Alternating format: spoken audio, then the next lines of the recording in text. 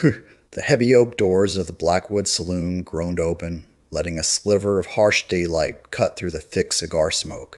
The jukebox was blaring Southern rock, but when the 10-year-old boy stepped inside holding that silver object, the music was violently killed. Then came the chilling question. Sundays at the Blackwood Saloon in rural Nevada were strictly closed to the public. The weathered sign hanging in the grind cake front window explicitly stated, "Private event," which was local shorthand for a mandatory church meeting of the local Hells Angels chapter.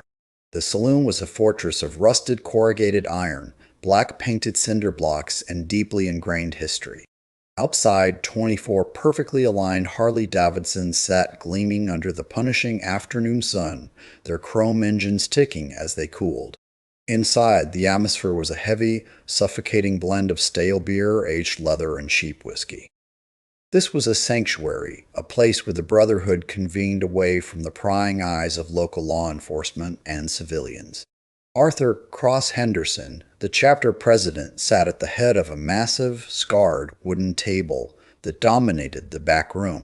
Cross was a mountain of a man in his late 50s, his forearms entirely consumed by faded, greenish-black ink detailing a lifetime of violence, loyalty, and loss. Beside him sat Liam Dutch Vanderberg, the sergeant-at-arms, a man whose resting expression was a terrifying, dead-eyed calm.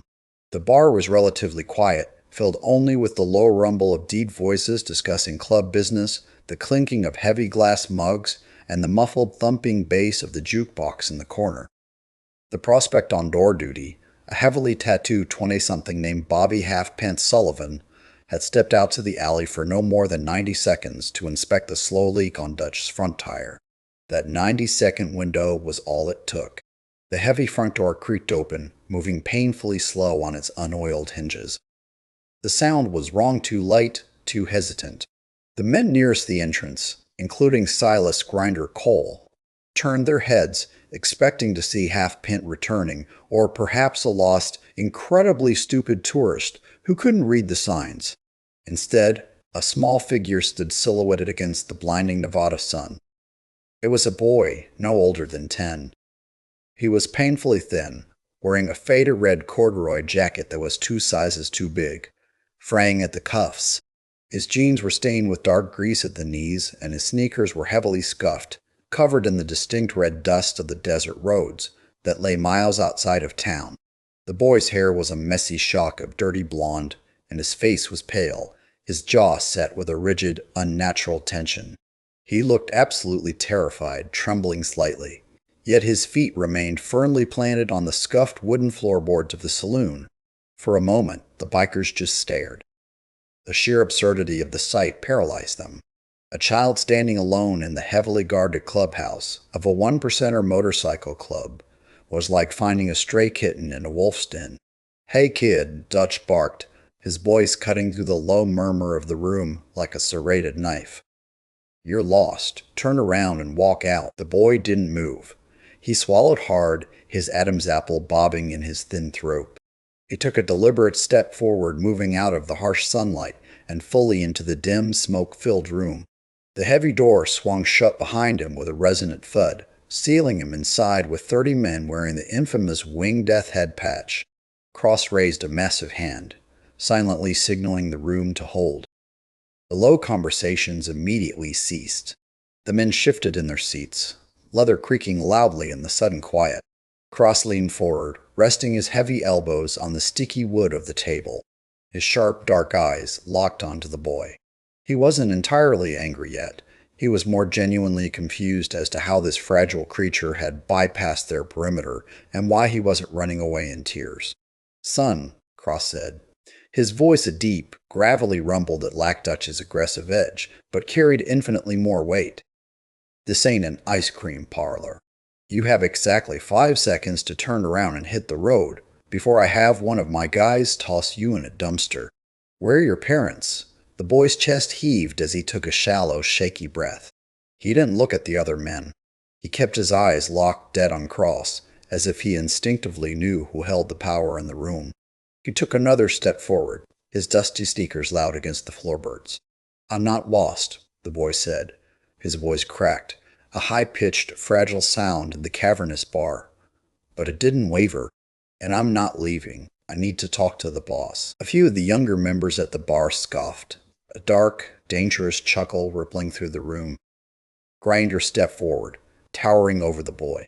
Listen to me, you little punk. Hold up, Grinder, Cross commanded, standing up slowly. The chair scraped loudly against the floor. Cross walked out from behind the heavy table, his heavy motorcycle boots thudding against the wood.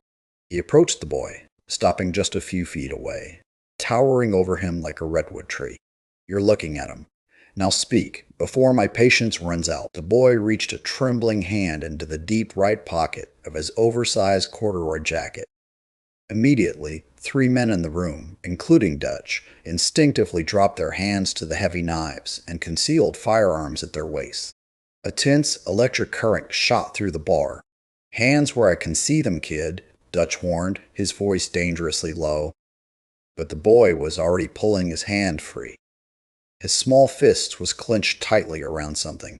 He held his arm out toward Cross, his knuckles white from the strain. Slowly, painfully, his small fingers uncurled. When the boy's hand opened, the faint overhead light of the bar caught the object resting in his small, grimy palm. It was a heavy, custom-forged steel ring. But it wasn't just any piece of jewelry. It was forged from a master link of a primary drive chain, heavily oxidized and battered. Welded to the top was a crude but unmistakable 81 insignia, the numeric representation of the Hells Angels. Set deep into the center of the metal was a single chipped ruby that caught the dim light like a drop of fresh blood. The air vanished from the room. It was as if someone had thrown a vacuum switch. The jukebox, previously playing in the background, was abruptly unplugged by the bartender, leaving behind a silence so absolute, so heavy, it felt like physical pressure against the eardrums. Everyone in the room, who had been around for more than 2 decades, recognized that ring instantly.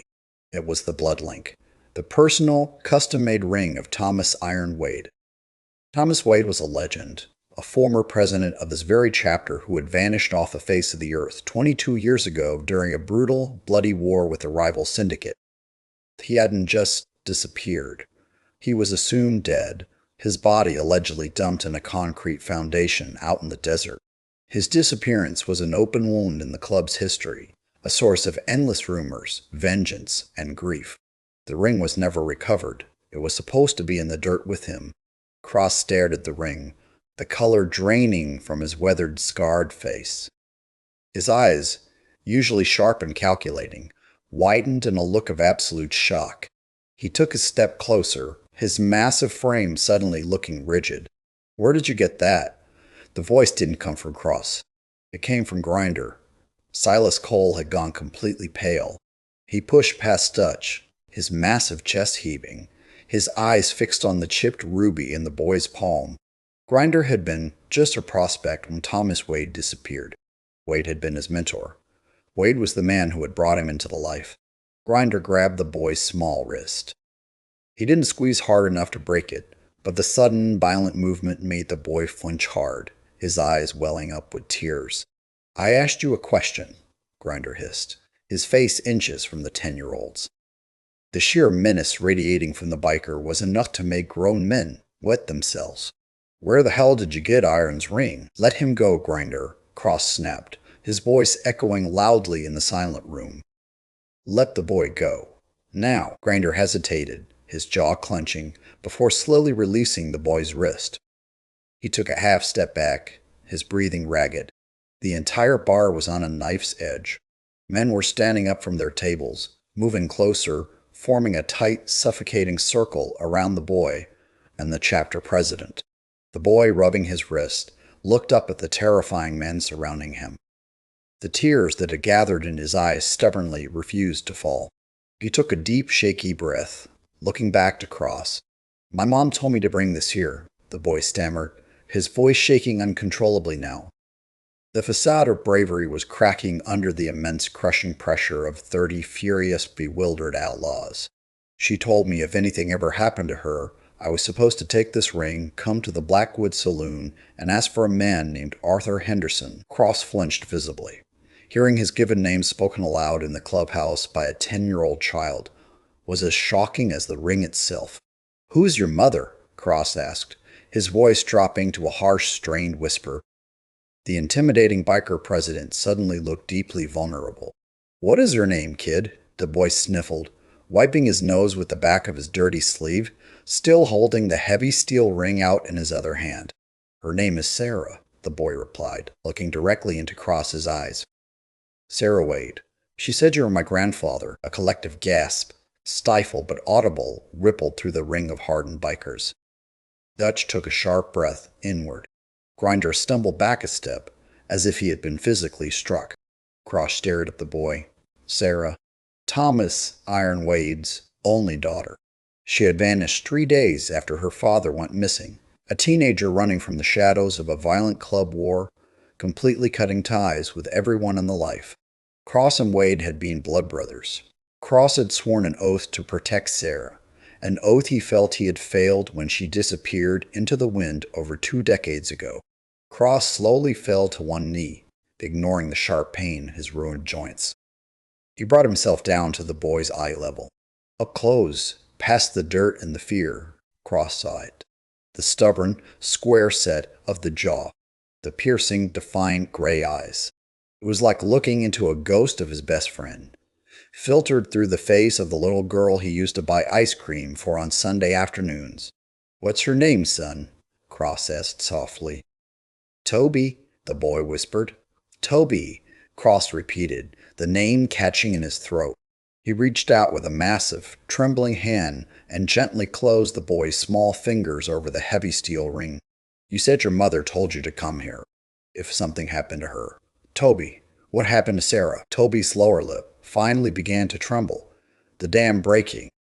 "Some men came to our trailer in Reno," he choked out, the tears finally spilling over his dirty cheeks. "They had guns. They tore the place apart looking for something. Mom locked me in the floorboards. She told me to run when it got quiet."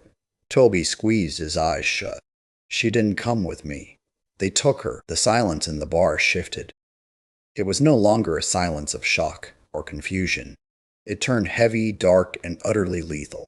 The temperature in the room seemed to drop 10 degrees. The men of the Hells Angels didn't speak, but a silent, violent communication passed between them. Dutch slowly cracked his knuckles. Grinder reached down and adjusted the heavy knife at his belt. Cross remained perfectly still on one knee, his hand still resting on Toby's small, trembling fist. He stared at the scuffed floorboards for a long, agonizing moment. When he finally looked up, the sadness in his eyes was gone, replaced by a cold, terrifying fire. "Dutch," Cross said, his voice flat, devoid of any emotion, which made it all the more chilling. "Yeah, boss," Dutch replied instantly. "Lock the doors. Pull the bikes inside." Cross stood up slowly, his massive frame casting a long shadow over the boy. "Call the other charters. Tell them we're going to Reno. We're going to war." Within 20 minutes, the sleepy, sun-baked exterior of the Blackwood Saloon transformed into a militarized staging ground. The suffocating silence that had gripped the bar was shattered by the deafening, synchronized roar of 24 heavy V2 wind engines firing to life. The vibration shook the dust from the corrugated iron roof. This wasn't a Sunday ride. This was a mobilization. Arthur Cross Henderson didn't waste time on long speeches. He didn't need to. The sight of Thomas Iron Wade to ring, combined with the desperate plea of his 10-year-old grandson, was all the fuel the chapter needed. Calls were made from burner phones to neighboring charters. By the time they hit Interstate 80 heading toward Reno, their numbers had swelled. 50 heavily armed, leather-clad outlaws rode in a tight, staggered formation that commanded the entire highway. The Nevada Highway Patrol cruisers they passed along the route simply pulled off to the shoulder, the officers wisely choosing to look the other way. When the Hells Angels rode in this kind of formation, with the sergeant-at-arms riding point and the president's face set in stone, you didn't ask for registration. You just prayed they weren't heading for you. Toby was not on a motorcycle. He was strapped securely into the passenger seat of a heavily modified, matte black Ford F-250 chase truck that trailed the pack. Driving the truck was Diane Mama Miller, a tough, gray-haired woman who had been the old lady of a club founder. A sawed-off shotgun rested casually against the center console. She had handed Toby a thick ham sandwich and a cold soda, speaking to him in low, soothing tones, promising him that his mother was going to be fine. Toby simply stared out the windshield at the sea of leather and chrome ahead of them, his small hand still trembling, though he clutched the heavy steel ring in his pocket like a talisman. The sun was bleeding a deep, bruised purple across the Sierra Nevada mountains by the time the convoy reached the neon-soaked outskirts of Reno. They didn't head for the bright lights of the casinos. Instead, Cross led the pack into the decaying industrial sector, a labyrinth of rusted train yards, abandoned manufacturing plants, and dimly lit salvage yards. They rolled into the gravel parking lot of a rundown diner called a Rusty Anchor. The diner was supposed to be closed, but a single neon sign flickered in the window. Cross kicked his kickstand down, the heavy thud echoed by 49 other bikes. He dismounted, pulling a heavy leather vest over his armored jacket. Dutch, Grinder, and two other heavily built enforcers flanked him as they approached the diner's glass door. Inside, sitting alone in a booth surrounded by empty coffee cups, was a man sweating profusely despite the failing air conditioning. His name was Detective Ray Caldwell. Ray was a 20-year veteran of the Reno police force, a man whose badge had been tarnished by gambling debts and quiet payoffs for over a decade. The club owned him, but more importantly, he was their ear to the underground currents of the city. Cross slid into the booth, opposite the detective. Dutch and Grinder stood looming behind Ray, blocking any potential exit. "You look nervous, Ray," Cross said, his voice a low, gravelly hum. "You brought 50 patches into my city unannounced, Cross." Ray stammered, frantically wiping his brow with a crumpled napkin. "The chief is having a heart attack. The feds are waking up. What the hell is going on?" "A woman was taken from a trailer park on the south side this morning," Cross said, leaning in, his dark eyes boring into the corrupt cop.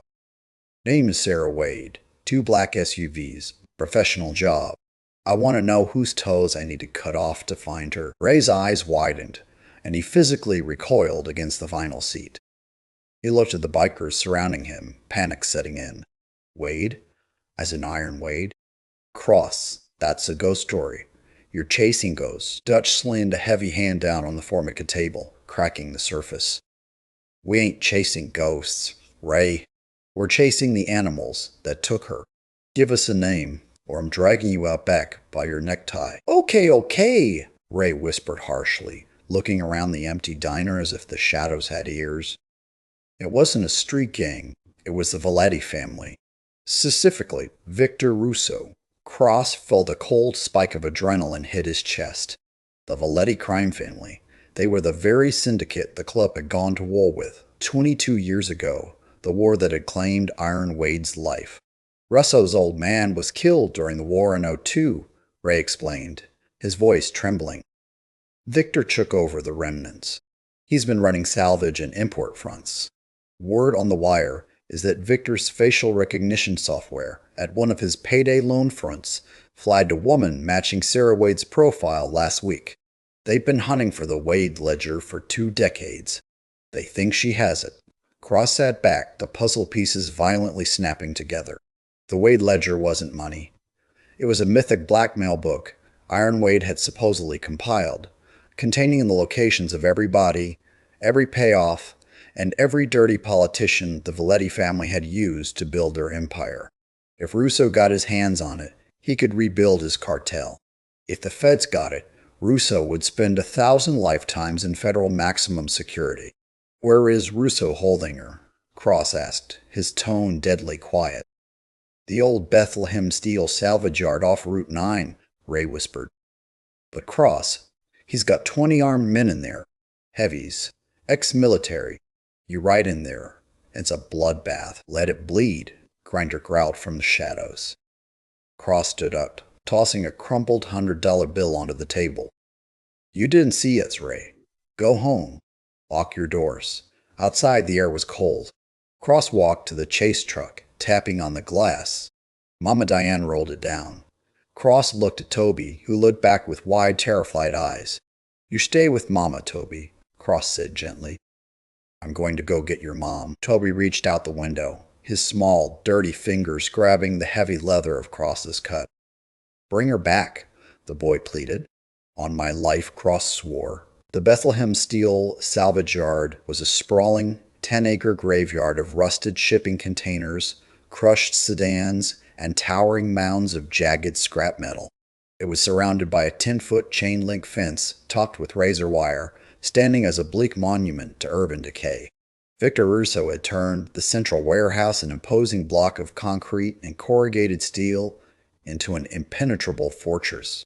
The Hells Angels didn't ride up to the front gate. That would be suicide. 2 miles out, Cross signaled the pack to cut their engines. In absolute silence, the 50 bikers pushed their heavy, ticking machines off the cracked asphalt and into a dry ravine, hiding them under the cover of thick desert brush. From their leather saddlebags, they pulled matte black shotguns, heavy caliber handguns, and rusted tire irons. They moved on foot, a silent, leather-clad army of shadows slipping through the sparse desert landscape under the cover of a moonless Nevada night. Dutch, a former Marine whose blood ran ice-cold in combat, took the lead. He used a pair of heavy industrial bolt cutters to silently snap the thick padlock on a rear access gate hidden behind a mountain of crushed school buses. The men filed in. They moved with a disciplined, terrifying precision that completely belied their chaotic outlaw image. The warehouse perimeter was lit by harsh halogen spotlights. 2 armed guards were patrolling the exterior, assault rifles slung casually over their shoulders, smoking cigarettes and laughing. Grinder and another heavily tattooed enforcer moved like ghosts in the dark. In perfect synchronization, they stepped from the shadows, clamped heavy, leather-gloved hands over the guards' mouths, and dragged them silently into the darkness of the scrap piles. A dull thud echoed briefly, and in silence returned. The perimeter was secured without a single shot fired. Cross approached the heavy steel side door of the warehouse. He looked back at his men. 50 pairs of eyes stared back, hardened, furious, and ready to bleed for the patch. Cross gave a single, sharp nod. Dutch placed a small, specialized breaching charge against the door's heavy iron hinges. He held up 3 fingers. 2. 1. Track. The muffled explosion blew the hinges violently inward, and Grinder kicked the heavy steel door clean off its mangled frame. The angels flooded the building like a tidal wave of leather and violence. Inside, the warehouse was a chaotic mix of stolen luxury cars, wooden weapon crates, and blinding overhead lights. Victor Russo's men, caught completely off guard by the sheer speed of the breach, scrambled frantically for their weapons. The silence of the night was instantly obliterated by the deafening roar of gunfire. But the angels had the element of surprise, overwhelming numbers, and a righteous burning fury in their blood. Cross didn't bother with the foot soldiers. He moved through the chaotic crossfire like a juggernaut, bullets sparking off the metal columns around him. His eyes were locked on a raised, glass-enclosed office overlooking the warehouse floor. Through the dirty glass, he saw her. Sarah. She was tied to a brutalist metal chair, her face bruised and bloody, her clothes torn from a struggle. Standing over her was a man in a sharply tailored Italian suit. Victor Russo. Russo was holding a heavy silver revolver, pointing it directly at Sarah's head, screaming into a walkie-talkie as his criminal empire crumbled into blood and ash below him. Cross took the metal stairs to the office 3 at a time, his heavy boots denting the steel grating. The office door was locked. Cross didn't slow down. He threw his entire 300-pound frame against the glass and wood, shattering it into 1,000 glittering pieces and exploding into the room. Russo spun around, aiming the revolver dead at Cross's chest. "Stop right there, Henderson, or I blow her brains all over this glass." Cross froze, his hands raised slightly, his eyes darting to Sarah. She looked up, her swollen eyes widening in absolute disbelief. "Uncle Artie," she choked out, using the childhood nickname she'd given him decades ago. "I'm here, Sarah. Cross said, his voice terrifyingly calm, offering a stark contrast to the gunfire raging below. He looked back at Russo. It's over, Victor. Look out the window. Your men are dead or bleeding out. Put the gun down, and you walk out of here alive. Russo let out a manic, desperate laugh. Walk out? My family has hunted this bitch for 20 years. She has the ledger. Where is it, Henderson? Where's the damn book? Cross slowly lowered his hands. He reached into his leather vest and pulled out the heavy steel ring with the chipped ruby the blood link. He held it up to the harsh fluorescent light. You're a fool, Victor Cross spat, his voice laced with venom. There is no book. There never was a book. Russo's eyes narrowed, his gun hand trembling. You're lying. My father swore Iron Wade had a ledger of every payoff, every body. Iron Wade was a biker, not a damn accountant, Cross interrupted harshly. He didn't keep books. He kept insurance. He had a jeweler crack this ruby in half, laser engrave a set of longitude and latitude coordinates onto the silver backing, and seal it back up. Those coordinates point to a sinkhole out in the Mojave. It's where Wade dumped the bodies of the 3 FBI informants your father murdered in '99. The evidence that proves your father was a federal rat, Victor. The evidence that would make the cartel wipe your entire bloodline off the map. Russo stared at the ring, the color draining from his face. The truth hit him like a physical blow. The legendary ledger wasn't a weapon he could use. It was a bomb that would destroy him from the inside out. Give me the ring, Russo demanded, his voice cracking. Let her go, and I toss it to you, Cross bargained. Russo hesitated. Slowly he reached down and cut the zip ties binding Sarah's wrists, never taking the revolver off Cross. Sarah stumbled forward. Cross caught her, pulling her securely behind his massive frame. The ring, Cross, Russo screamed. Cross looked at the ring. Catch. He threw the heavy ring in a high arc. Russo instinctively looked up to track it. It was a fatal mistake. The glass behind Russo shattered. Dutch, having silently scaled the exterior scaffolding, swung into the room. His heavy combat boot smashed into the back of Russo's skull. Russo crumpled instantly, the ruby ring rolling harmlessly to Cross's boots. Cross wrapped his arms around Sarah as she sobbed into his chest. I got you, kid, he whispered. Hours later, back at the Blackwood Saloon, Toby bolted across the gravel, tackling his mother. Watching them, Cross knew the ghosts of the past were finally at rest. Inside the empty, quiet bar, Cross placed the steel ring on the mantel next to a photo of Thomas Wade. He poured a shot of whiskey, raised his glass to his dead brother, and drank. The long war finally over. The dust settled in Reno, but the legend of the boy who braved a Hell's Angel stronghold echoes forever. Toby and Sarah found their family, proving true brotherhood is forged in unwavering loyalty. Did this gritty tale of vengeance and honor keep you on the edge of your seat? Hit that like button, share it with your friends, and subscribe to our channel for more thrilling true stories.